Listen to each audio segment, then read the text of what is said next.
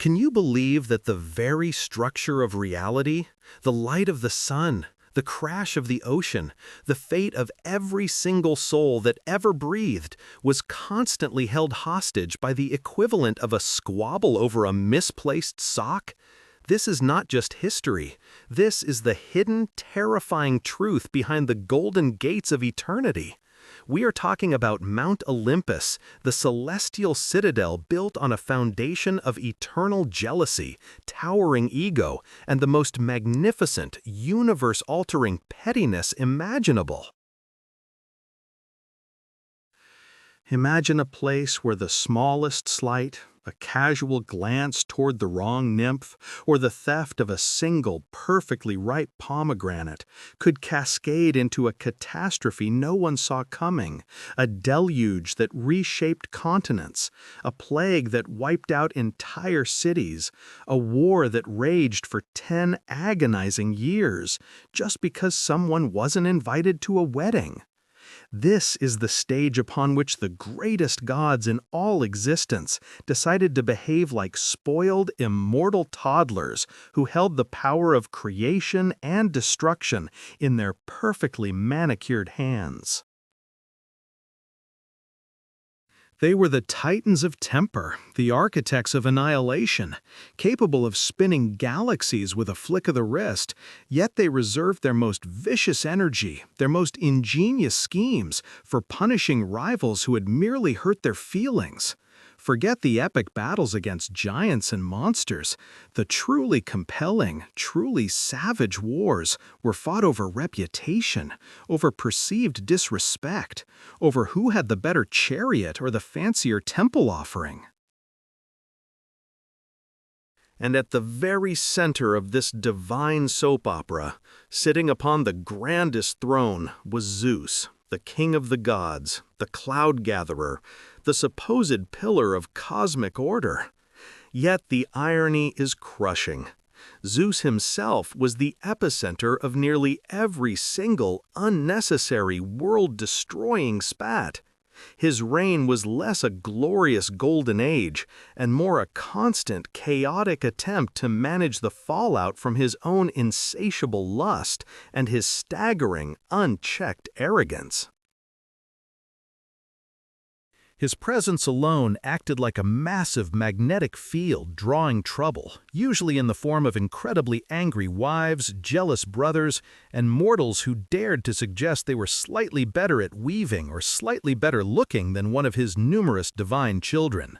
He ruled the sky, but he couldn't rule his own urges, and it was this fundamental weakness that birthed the most enduring and toxic feud of all time. We speak, of course, of the eternal, volcanic, utterly devastating marriage between Zeus and his queen, Hera. If Olympus was a pressure cooker, Hera was the lid clamped down tight, vibrating with suppressed fury, waiting for the precise moment to explode.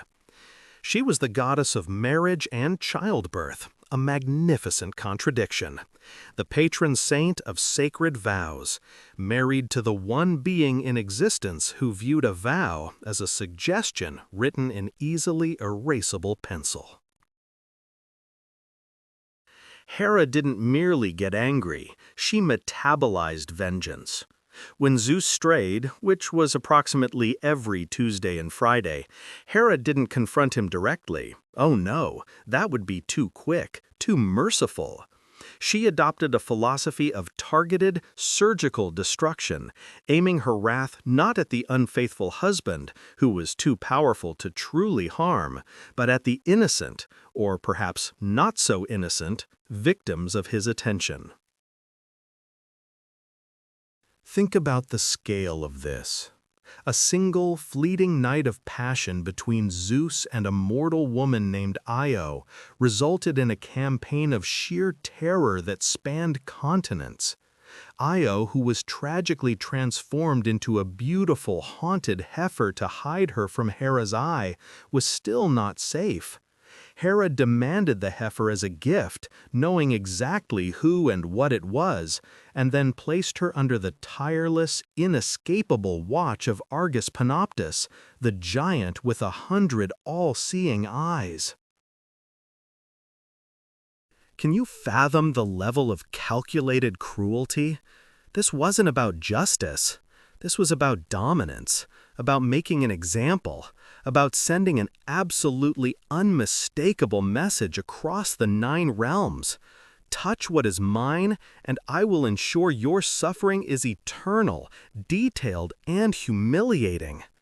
Hera's pettiness was meticulous. It was strategic.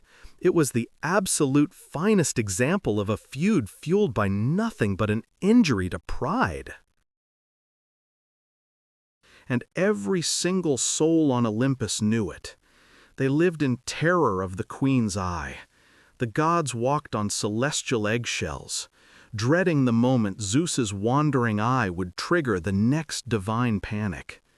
Even Poseidon, master of the earth-shaking sea, and Hades, ruler of the silent dead, knew that crossing Hera was an invitation to a world of personalized, slow-burn torment that made Tartarus look like a pleasant holiday resort.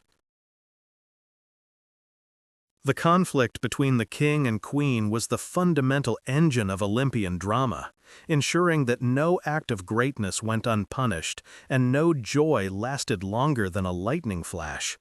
They were the ultimate power couple, ensuring that peace was merely the brief, terrifying silence between explosions. But their feud was only the beginning. Below them, the other gods, raised in this atmosphere of toxic rivalry, perfected their own brand of cosmic score-settling. They learned that controlling mortals, their wars, their famines, their love lives, was the easiest way to stick it to a sibling or a rival, turning the entirety of human history into little more than collateral damage in a family disagreement over who got the biggest slice of ambrosia.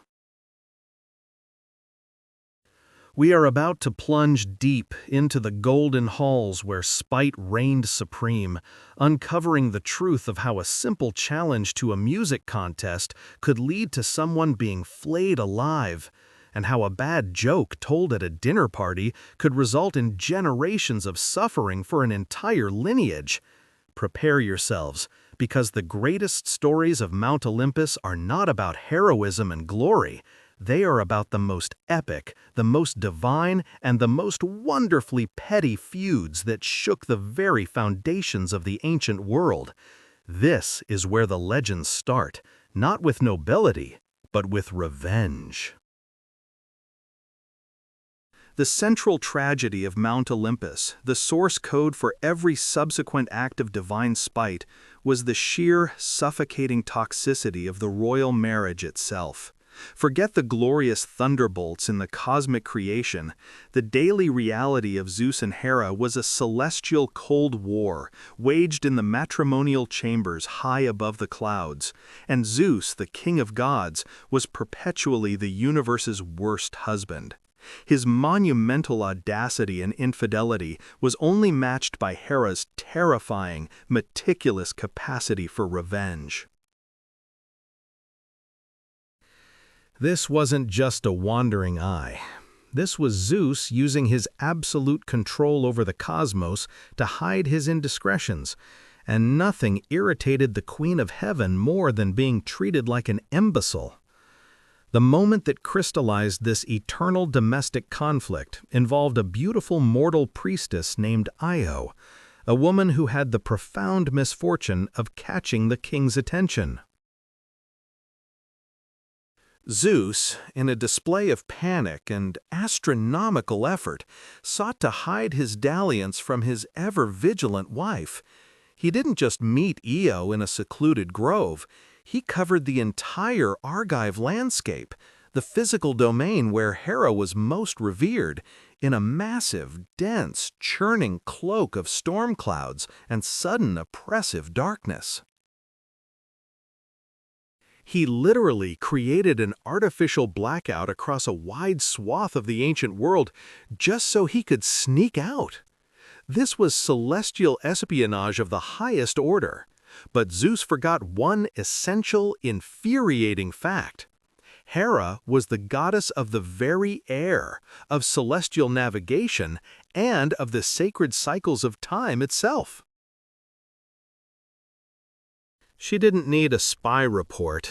She knew the natural patterns of the atmosphere, and when a vast, unnaturally low cloud bank appeared over her favorite territory on a perfectly sunny day, she didn't need to ask questions. She knew a lie when she saw it, because the lie was literally blotting out the sun. Hera, the strategic master, played the long game. She didn't scream, she didn't accuse. Instead, she surveyed the beautiful creature with a cool, knowing smile that was far more chilling than any lightning strike.